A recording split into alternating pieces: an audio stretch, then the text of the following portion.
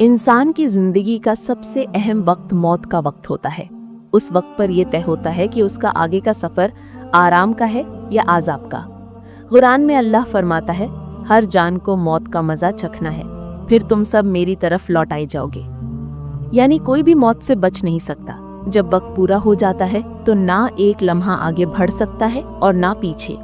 रसूलुल्लाह सल्लल्लाहु अलैहि वसल्लम ने फरमाया, जब किसी मोमिन का वक्त आता है तो रहमत के फरिश्ते जन्नत का कफन और खुशबू लेकर आते हैं। उनकी शक्ल सूरज जैसी रोशन होती है। वे बैठ जाते हैं। फिर मौत का फरिश्ता रूह निकालता है, जैसे पानी मशक यानी मटके से आसानी से निकल जाता है। फिर उस रूह को खुशबूदार कपड़ों में लपेटकर आसमान की तरफ ले जाया जाता है। गुनाहगार और काफिर की मौत। रसूलुल्लाह सल्लल्लाहु अलैहि वसल्लम ने फरमाया, जब किसी काफिर या गुनाहगार का वक्त आता है तो आजाब के फरिश्ते सख्त मुंह और काले कपड़े लेकर आते हैं।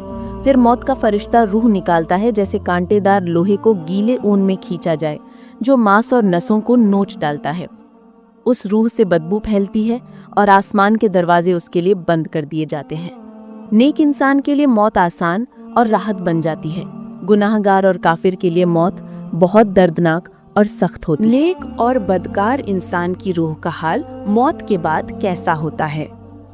जब इंसान की रूह जिस्म से निकलती है तो वो अकेले एक नए सफर पर निकल पड़ती है। उस वक्त का हाल नेक और बदकार इंसान के लिए बिल्कुल अलग होता है। नेक इंसान की रूह। रसूल अल्लाह सल्लल्लाहु अलैहि वसल्लम ने फरमाया, जब मोमिन की रूह निकलती है तो आसमान के फरिश्ते कहते हैं, ये कैसी प्यारी रूह है जो इस बदन से निकली है। फिर उस रूह को जन्नत का कफन और जन्नत की खुशबू पहनाई जाती है। वो रूह आसमान से आसमान तक ले जाई जाती है और हर आसमान पर फरिश्ते कहते हैं, ये कौन है? तो जवाब दिया जाता है, ये फलां बंदा है। फिर उस रूह को अल्लाह के हुक्म से 7वें आसमान तक ले जाया जाता है। वहाँ अल्लाह फरमाता है, मेरे नेक बंदे का नाम इल्लियीन यानी जन्नती लोगों की किताब में लिख दो और इसे वापस जमीन पर ले आओ, क्योंकि मैंने इन्हें वहीं से पैदा किया, वहीं लौटाऊंगा और वहीं से दोबारा उठाऊंगा। फिर रूह को कब्र में उसके जिस्म की तरफ लौटा दिया जाता है। बदकार और काफिर की रूह। रसूल अल्लाह सल्लल्लाहु अलैहि वसल्लम ने फरमाया, जब काफिर या बदकार की रूह निकलती है तो फरिश्ते कहते हैं, ये कितनी गंदी रूह है जो इस बदन से निकली है। उस रूह को बदबूदार कपड़े में लपेटा जाता है। जब उसे आसमान की तरफ ले जाया जाता है तो पहला आसमान उसका दरवाज़ा खोलने से इनकार कर देता है। कुरान में अल्लाह फरमाता है, उनके लिए आसमान के दरवाजे नहीं खोले जाएंगे और न वे जन्नत में दाखिल होंगे यहाँ तक कि ऊंट सुई के नाके से गुजर जाए। फिर अल्लाह फरमाता है, इस बदकार रूह का नाम सिज्जीन यानी बदकारों की किताब में लिख दो और इसे जमीन की गहराई में फेंक दो। फिर उस रूह को भी कब्र में लौटा दिया जाता है। नेक इंसान की रूह को आसमानों तक इज्जत मिलती है। बदकार की रूह को रुसवाई और जिल्लत मिलती है। जब इंसान की रूह वापस उसके जिस्म में लौटा दी जाती है तो वो अपनी कब्र में सुनने और समझने की ताकत पा लेता है। उस वक्त 2 बड़े और सख्त फरिश्ते आते हैं जिनके नाम है मुनकर, नकीर। ये फरिश्ते बहुत डरावनी शक्ल में आते हैं। उनकी आवाज़ गड़गड़ाहट जैसी होती है और आंखें आग की तरह चमकती हैं। जब किसी इंसान को कब्र में रखा जाता है और लोग उसकी कब्र से लौट जाते हैं, वो उनकी जूतियों की आहट सुनता है। तभी 2 फरिश्ते उसके पास आते हैं और उसे बैठाते हैं। फिर उससे पूछते हैं, तेरा रब कौन है? तेरा दीन क्या है? तुम्हारे पास भेजे गए इस आदमी के बारे में क्या कहते हो? मोमिन का जवाब। मोमिन आसानी से जवाब देता है, मेरा रब अल्लाह है, मेरा दीन इस्लाम है, मेरे नबी मोहम्मद सल्लल्लाहु अलैहि वसल्लम है। फिर आसमान से आवाज आती है, मेरे बंदे ने सच कहा, उसके लिए जन्नत का बिस्तर बिछा दो, जन्नत का दरवाज़ा खोल दो और उसके कब्र को फैला दो। उसकी कब्र रोशन और आरामदेह हो जाती है। काफिर और गुनहगार का हाल। काफिर या गुनहगार इंसान घबरा जाता है। जब फरिश्ते पूछते हैं तो वो कहता है, हाय मुझे पता नहीं, या कहता है, मैंने लोगों को कुछ कहते सुना और मैं भी वही कहता रहा। फिर आसमान से आवाज आती है, उसने झूठ कहा, उसके लिए जहन्नम का बिस्तर बिछा दो और उसके कब्र को आग का दरवाजा बना दो। फिर उसकी कब्र तंग कर दी जाती है, यहाँ तक कि उसकी पसलियां आपस में मिल जाती हैं। कब्र में सही जवाब वही दे सकेगा जिसने दुनिया में सही ईमान और नेक अमाल किए हों। सिर्फ जुबान से कलिमा पढ़ना काफी नहीं, बल्कि दिल से ईमान और अमल भी जरूरी है। नेक इंसान की कब्र और उसकी राहत। जब मोमिन इंसान कब्र के सवालों का सही जवाब दे देता है तो उसके लिए कब्र आराम और राहत की जगह बना दी जाती है। जन्नत की झलक। रसूलुल्लाह सल्लल्लाहु अलैहि वसल्लम ने फरमाया, मोमिन से कहा जाता है, देखो अपना ठिकाना। वो देखता है कि उसकी कब्र से जन्नत का दरवाज़ा खुला है और वहाँ की नेमतें उसे दिखाई जाती हैं। उसे कहा जाता है, यही तुम्हारी मंजिल है, जब तक क़यामत नहीं आती तुम यही आराम से रहोगे। मोमिन की कब्र उसके लिए 70 हाथ तक फैला दी जाती है और उसमें नूर भर दिया जाता है। रसूलुल्लाह सल्लल्लाहु अलैहि वसल्लम ने फरमाया, मोमिन की कब्र जन्नत का एक बाग बन जाती है। वहाँ उसके लिए जन्नत की खुशबू और ठंडक आती रहती है। वो अपनी कब्र में सोने वाले की तरह आराम करता है। मोमिन को कब्र में राहत मिलती है और वो क़यामत तक इस हाल में रहता है कि उसके लिए जन्नत की झलक और ठंडक जारी रहती है। मोमिन के लिए मौत और कब्र डरावनी नहीं, बल्कि आराम और राहत बन जाती है। नेक आमाल, ईमान और अल्लाह का तकवा ही कब्र को जन्नत का बाग बनाते हैं। जैसे मोमिन की कब्र आराम और राहत बनती है, वैसे ही गुनाहगार और काफिर की कब्र उसके लिए अजाब और सख्ती की जगह बन जाती है।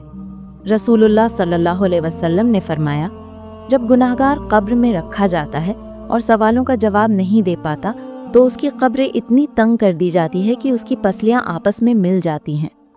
कुरान में अल्लाह फरमाता है, उनके सामने सुबह शाम आग पेश की जाती है और क़यामत के दिन कहा जाएगा, फ़िरौन वालों को सबसे सख्त अजाब में दाखिल करो। हदीसों में आता है कि गुनहगार की कब्र जहन्नम का गड्ढा बन जाती है, जहाँ से गर्म हवाएं और आग आती रहती है। रसूलुल्लाह सल्लल्लाहु अलैहि वसल्लम ने फरमाया, अगर तुम जानवरों की तरह सुन पाते तो तुम्हें सुनाई देता कि कब्र वाले चिल्ला रहे हैं। अजाबुल कब्र के फरिश्ते उसके ऊपर मारते हैं और वो दर्द से चिल्लाता है, जिसे इंसान नहीं बल्कि जानवर सुनते हैं। काफिर की रूह से इतनी बदबू फैलती है कि आसमान और ज़मीन के तमाम फरिश्ते उससे नफरत करते हैं। उसकी कब्र अंधेरी, डरावनी और सख्त हो जाती है। गुनहगार और काफिर की कब्र उसके लिए जहन्नम का दरवाज़ा बन जाती है। वहाँ से आग आती रहती है और वो क़यामत तक इस अजाब में रहता है। गुनाह और कुफ्र इंसान को कब्र से ही जहन्नम का अजाब दिलाते हैं। सिर्फ ज़ुबानी कलिमा काफ़ी नहीं, बल्कि ईमान और नेक अमल ज़रूरी हैं। कब्र के अजाब से बचने के तरीके। रसूलुल्लाह सल्लल्लाहु अलैहि वसल्लम ने हमें कई अहकाम और नसीहतें बताई हैं कि इंसान किस तरह कब्र के अजाब से बच सकता है।